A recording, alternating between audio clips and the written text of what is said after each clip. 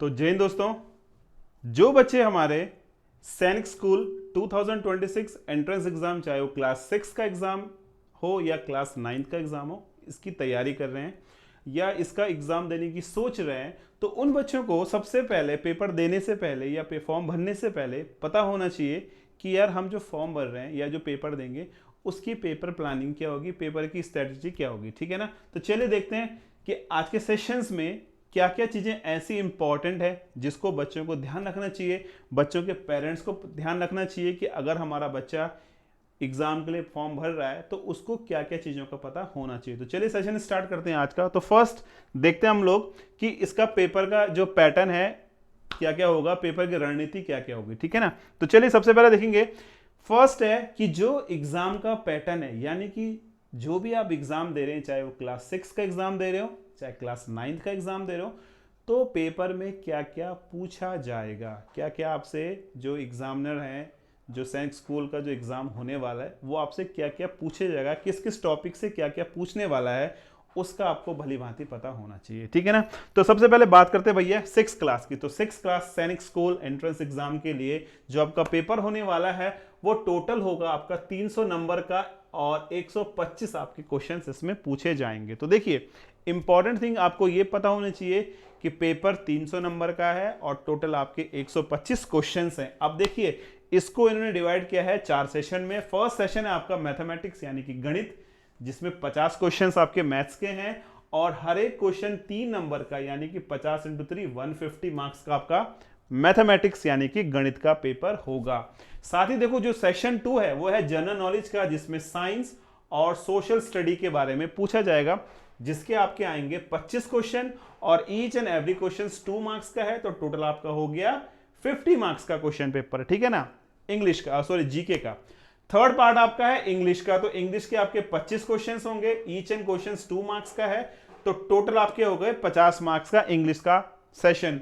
Last आपका आता है इंटेलिजेंस यानी कि रीजनिंग, यानी कि 25 क्वेश्चन इसमें से भी पूछे जाएंगे, हर एक क्वेश्चन 2 नंबर का है। टोटल आपके हो गए 50 मार्क्स। तो टोटल आपके जो क्वेश्चंस होंगे वो होंगे आपके 125 और टोटल नंबर है आपके 300। तो आपको इस पैटर्न को देख के समझ में आ गया होगा कि आपको किस चीज में ज्यादा फोकस करना है। तो यानी कि मैथमेटिक्स एक ऐसा जो है आपका सेक्शन है जिसमें आपको बहुत जरूरत है मेहनत करने की, क्योंकि इसके क्वेश्चंस भी 50 हैं और हर एक क्वेश्चन 3 नंबर का यानी कि 150 मार्क्स। तो जिन बच्चों का मैथमेटिक्स स्ट्रांग है या जिनकी बेसिक कैलकुलेशन स्ट्रांग है तो उनको ये एग्जाम क्रैक करने में ज्यादा दिक्कत परेशानी नहीं होगी। वहीं हम बात करते हैं अगर क्लास 9th के आप लोग स्टूडेंट हैं तो क्लास 9th के लिए जो पेपर होगा आपका वो होंगे आपके टोटल 150 क्वेश्चन और टोटल जो मार्क्स होंगे दैट इज 400, यानी 400 नंबर का आपका पेपर होने वाला है। वही इसमें बात करते हैं मैथ्स की। तो मैथ्स के आपके 50 क्वेश्चन है, हर एक क्वेश्चन 4 नंबर का, टोटल आपके 200 नंबर। यहां पे भी मैथ्स का रोल वेरी इंपॉर्टेंट है। तो आप समझ गए होंगे कि मैथ्स का रोल आपके लिए वेरी वेरी वेरी इंपॉर्टेंट है। साथ ही देखो यहां पे आती है अंग्रेजी सेक्शन 2 में जो 2 मार्क्स का हर एक क्वेश्चन है। इंग्लिश के आपके हो गए टोटल 50 मार्क्स के क्वेश्चन। थर्ड है इंटेलिजेंस, जिसको आप रीजनिंग बोलते हैं, 25 क्वेश्चन, हर एक क्वेश्चन 2 नंबर का है। टोटल आपके 50 मार्क्स का आपका इंटेलिजेंस। वही बात करते हैं जनरल साइंस की। तो 25 क्वेश्चन आपके जनरल साइंस के होंगे, हर एक क्वेश्चन 2 नंबर का है। टोटल आपके 50 नंबर का हो गया। साथ ही करते हैं सोशल साइंस। सोशल साइंस के आपके 25 क्वेश्चन हैं, हर एक क्वेश्चन 2 मार्क्स का है और ओवरऑल 50 मार्क्स का ये हो जाएगा सोशल साइंस। तो पूरा जो पेपर का पैटर्न है 150 क्वेश्चन आपके रहने वाले हैं और टोटल क्वेश्चन का जो मार्क्स होंगे दैट इज 400, यानी कि 400 नंबर का पेपर आपका क्लास 9th का होगा और 300 नंबर का आपका क्लास 6 का होगा। ठीक है। अब इसके बाद जो सेकंड आता है आपका कि यार हमने ये तो देख लिया कि एग्जाम में क्या क्या चीजें पूछी जा रही, कौन कौन से सेक्शंस आ रहे हैं। अब एग्जाम का सिलेबस क्या है। सिलेबस वेरी इंपॉर्टेंट है भैया। बहुत सारी किताबें मार्केट में, बहुत सारी चीजें ऐसी हैं कि आपको पता है, बहुत सारी चीजें आपको नहीं पता है। तो आपको कौन कौन सी चीजें पढ़नी है, कौन कौन से समझनी है, तो इसके लिए हम बात करते हैं पाठ्यक्रम यानी कि सिलेबस का। और सिलेबस में 6 क्लास का सिलेबस आपको दिख रहा होगा।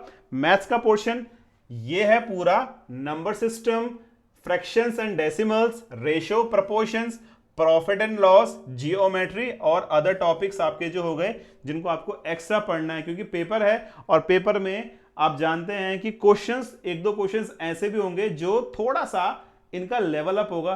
किसके लिए? एक प्रॉपर अच्छी मेरिट बनाने के लिए करते हैं। हर एक एग्जाम में हो रहा है आजकल तो कि थोड़ा सा, जिसको आप लोग बोलते हैं कि यार आउट ऑफ सिलेबस हो गया है ना, तो थोड़ा सा आपको एक्स्ट्रा एफर्ट्स लगाने पड़ेंगे, ठीक है। साथ ही बात करते हैं अपन लोग, दूसरा चीज है इसका, सेकंड थिंग आती है आपकी इंटेलिजेंस की, यानी जिसको आप रीजनिंग बोलते हैं। तो लॉजिकल रीजनिंग एक पोर्शन आएगा, verbal and non verbal reasoning का है, और ये हो गया आपका मिरर एंड वाटर इमेजेस वाला पोर्शन, ठीक है ना। तो ये सब जब हम लोग अभी क्लासेस करेंगे तो वन बाय वन आपको रीजनिंग का और मैथमेटिक्स का जितना भी सिलेबस होगा तो अकॉर्डिंग टू सैनिक स्कूल पैटर्न के हिसाब से सब आपको हम यहाँ पे करवा देंगे, ठीक है। तो आपको क्या करना है, केवल जो है हमारे चैनल को सब्सक्राइब करना है और रहना है हमारे साथ जब तक कि आपका एग्जाम क्रैक ना हो।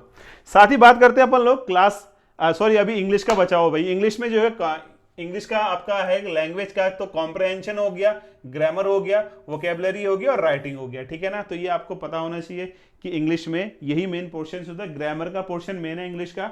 तो ग्रामर का आपको बेसिक ज्ञान होना चाहिए कि ग्रामर किस टाइप से होता है। तो ग्रामर में ये सब चीजें होती हैं, आप लोगों ने अपने स्कूल में क्लास 5 तक ये सब कुछ पढ़ा होगा, ठीक है ना। अब देखिए क्लास, आप बात करते हैं अपन लोग जनरल नॉलेज की। तो जनरल नॉलेज में क्या आएगा, साइंस,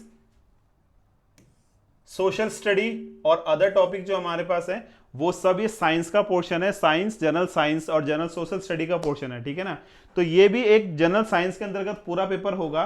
तो इसके भी आपको क्या करने पड़ेंगे, अपने जो क्लास नोट्स हैं, जो स्कूल्स के जो नोट्स हैं, तो उनमें ये क्या क्या चीजें होने वाली हैं, क्या क्या चीजें हैं, तो इसके प्रॉपर नोट्स आपको बनाने पड़ेंगे। और आप हमसे जुड़े रहिए तो हम आपको सब चीज यहाँ पे अवेलेबल करवा देंगे, ठीक है ना। चलिए आगे देखते हैं। अगर हम बात करते हैं क्लास 9th के एडमिशन की, तो देखिए क्लास 9th में मैंने आपसे बोला मैथ्स का रोल है वेरी इंपॉर्टेंट, चाहे वो क्लास 6 की बात करूं और चाहे क्लास 9th की बात करूं, maths is very very very important, ठीक है। क्योंकि मैथ्स के क्वेश्चंस भी ज्यादा आ रहे हैं और उनका जो नंबर का वेटेज है वो भी अकॉर्डिंग टू अदर सेक्शन से ज्यादा है। तो मैथ्स अपने आपको फोकस करना है। तो देखो मैथ्स का पोर्शन ये number system, algebra, geometry, mensurations, data handling और अदर टॉपिक जो आपके होंगे। तो मैथ्स का बेसिक पोर्शन आपके पास ये होने वाला है, ठीक है। चलिए बात करते हैं आगे। आगे इंग्लिश की बात करूं तो इंग्लिश में आपका ये हो गया, देखिए ग्रामर हो गया, कॉम्प्रहेंशंस वगैरह हो गया, वोकेबलरी हो गया, ठीक है ना। तो इंग्लिश का पोर्शन ऑलमोस्ट सेम होता है, बट अभी हम 9th क्लास की बात करें थोड़ा सा लेवल अप होगा। 6th क्लास का लेवल थोड़ा according to class 5th, but जो हमारा 9th क्लास का बच्चा है जो 9th क्लास के लिए दे रहा है उसका लेवल थोड़ा सा up according to 8th class, ठीक है। तो ये आपका इंग्लिश का सिलेबस हो गया। वहीं बात करते हैं अपन लोग जनरल साइंस की, तो फिजिक्स, केमिस्ट्री, बायोलॉजी और इन्वायरमेंटल साइंस, तो ये आपका पूरा जनरल साइंस का पोर्शन रहने वाला है। तो आपको जनरल साइंस में फिजिक्स, केमिस्ट्री, बायोलॉजी और इन्वायरमेंटल स्टडी का पूरा नॉलेज होना पड़ेगा, क्योंकि ये सब चीजें जो है ना पूछी जाएंगी जनरल साइंस में, ठीक है। चलिए बात करते हैं अपन लोग सोशल साइंस, यानी कि जिसको आप बोलते हैं हिस्ट्री, ज्योग्राफी वगैरह, ठीक है ना। तो इसमें हिस्ट्री आ गई, जियोग्राफी आ गई और सिविक्स आ गई। तो ये आपका सोशल साइंस का पोर्शन होगा, ठीक है जी। ये सोशल साइंस है। इसके बाद बात करते हैं टिप्स 3 की। अब देखो ये तो मेरा सिलेबस था, अब है आपका टिप्स 3। तो टिप 3 क्या कहती है मेरी, कि मॉक टेस्ट लगाइए। अगर आपके पास मॉक टेस्ट हैं या मार्केट से आप लोग मॉक टेस्ट ले सकते हैं या कहीं ऑनलाइन भी होगा, कुछ टाइम बाद हमारी एप्लीकेशन में मॉक टेस्ट आपको मिल जाएंगे। वो हम आपको डे बाय डे जैसे भी अपडेट्स आएंगे आपको हम बताते रहेंगे, ठीक है। तो mock test last previous year paper पे फोकस कीजिए, उनको करना स्टार्ट कीजिएगा। जब आपका ये पूरा पैटर्न क्लियर हो जाए एग्जाम का, तो उसके बाद आप इन सब पे काम करना शुरू कीजिए। आपका थर्ड पार्ट है, जब आपको आपका पूरा सिलेबस कवर हो जाए ना, पूरा सिलेबस जब हो जाएगा उसके बाद आप लोग मॉक टेस्ट लगाइए। और साथ ही साथ जो है पिछले वर्ष के, यानी कि जो प्रीवियस ईयर पेपर जिसको आप PYQ भी बोलते हैं ना, उन पे काम करना शुरू कीजिए, उनको करना शुरू कीजिए। उससे आपकी टाइमिंग, आपकी स्पीड बढ़ेगी, ठीक है ना। स्पीड बढ़ेगी और एक्यूरेसी का आपको पता चलेगा कि आप कितने क्वेश्चंस को सही कर पा रहे हैं, तो ठीक है। तो ये है टोटल क्वेश्चंस आपके MCQ होंगे, ठीक है ना, मल्टीपल चॉइस क्वेश्चंस होते हैं। तो आपको मेथड्स को नहीं वहां पे फॉलोअप करना, केवल आपको आंसर ऑप्शंस ABCD में से जो ऑप्शन आपका सही होगा, सटीक होगा, उस पर आप टिक लगाएंगे, ठीक है। तो ये आपका हो गया टिप्स नंबर 3। बात करते हैं अपन लोग टिप्स 4 की। तो समय का प्रभावी प्रबंधन, यानी कि time management is very important. याद रखना है कि भैया टाइम मैनेजमेंट, अब ऐसा ना हो कि पेपर जो है हमारा 2 घंटे का है और मैं लगा रहा हूं पेपर खत्म करने में 3 घंटे, तो फायदा क्या होगा। एग्जामिनर तो आपका 2 घंटे बाद ही पेपर ले लेगा ना।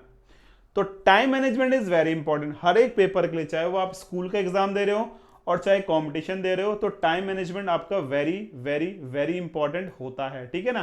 तो बात करते हैं इसके बाद, नेक्स्ट आपका है, ये मेरे तरफ से आपको एडिशनल सुझाव है, ठीक है ना, थोड़ा सा आपके बारे में अपने आप को जो है सेल्फ मोटिवेट कीजिए कि यार मैं कर सकता हूं, मैं कर सकता हूं, ठीक है। ऐसे ना हो कि अगर एक क्वेश्चन नहीं आ रहा मुझे तो छोड़ो यार, अब नहीं करना मुझे, मेरे बस की बात नहीं। सेल्फ मोटिवेट होइए, क्योंकि पेपर इतना बड़ा है, इतना लेंथी पेपर है कि अगर एक दो क्वेश्चंस आपको नहीं आ रहे हैं तो आप उन क्वेश्चन को छोड़ के आगे चल सकते हैं। क्योंकि ऐसा देखो, अगर आपने एक दो क्वेश्चन के चक्कर में और क्वेश्चंस खराब कर दिए तो सिलेक्शन के चांस तो वहां पे जीरो हो जाते हैं, ठीक है। बट अभी आपको जो क्वेश्चंस आपको अच्छी तरह से आते हैं आप उन क्वेश्चंस को कीजिए। जो क्वेश्चन आपके रिमेनिंग रह जाते हैं, अगर आपके पास एक्स्ट्रा समय बचता है तो उन पे कीजिएगा, अदरवाइज उन पे समय बर्बाद करने की जरूरत बिल्कुल भी नहीं है, ठीक है ना। रेस्ट आपको प्रॉपर करना है, ऐसा ना हो कि अगर पढ़ना शुरू कर दो तो रात को 12, 1, 2, 3 बजे तक पढ़ रहे हैं। No, rest proper. Time management में आपको बताया है कि आपको कितने जो है स्टडी करनी, कैसे स्टडी करनी है, प्रॉपर रेस्ट करना है आपने। साथ ही जो है अपने जो हेल्थी लाइफस्टाइल को जीना है, ठीक है ना। वॉक भी करनी है, थोड़ा सा एक्सरसाइज वगैरह भी करनी है, ताकि जब आप फिजिकली फिट होंगे तो आप मेंटली भी ऑटोमेटिकली फिट हो जाएंगे, ठीक है ना। साथ ही देखिए, आपको अपनी जो नोट्स हैं, जो आपने नोट्स बनाए हैं, उनको आपने प्रॉपर रिव्यू करना है, स्टडी करना है। अगर उन नोट्स में कुछ आपको नई चीज ऐड करनी है तो आप डेफिनेटली कर सकते हैं, बट अकॉर्डिंग टू सिलेबस। और सबसे इंपॉर्टेंट चीज जो मैं आपको बताना चाह रहा हूं वो है कि अपने टीचर्स या अपने मेंटर्स, अगर आप सेल्फ स्टडी कर रहे हैं तो स्कूल के टीचर्स या आप ट्यूशंस वगैरह कहीं पढ़ते होंगे तो टीचर्स या मेंटर्स पे आप लोग डिपेंड रहिए। उनसे पूछिए कि सर या मैम जो भी आपके साथ हैं कि इन क्वेश्चंस को या इन डाउट्स को हम किस प्रकार से, किस टाइप से सॉल्व कर सकते हैं। मेंटर्स की आप हेल्प लीजिएगा, ठीक है ना। टीचर्स की हेल्प लेना बहुत ज़रूरी है, क्योंकि देखो आप जानते हैं कि बिना टीचर्स की हेल्प के आप लोग कोई भी एग्ज़ाम, कोई भी स्कूल का एग्ज़ाम क्रैक नहीं कर सकते। जब तक टीचर आपको सिखाएगा नहीं, राइट वे नहीं सिखाएगा, सही मेथड नहीं सिखाएगा, तब तक आपके आंसर्स नहीं आएंगे। तो इसी के साथ हमारी आज की जो है ये सेशन यहीं पे एंड होता है। बाकी क्लासेस आपको अब कुछ टाइम में रेगुलर क्लासेस मिलेंगी।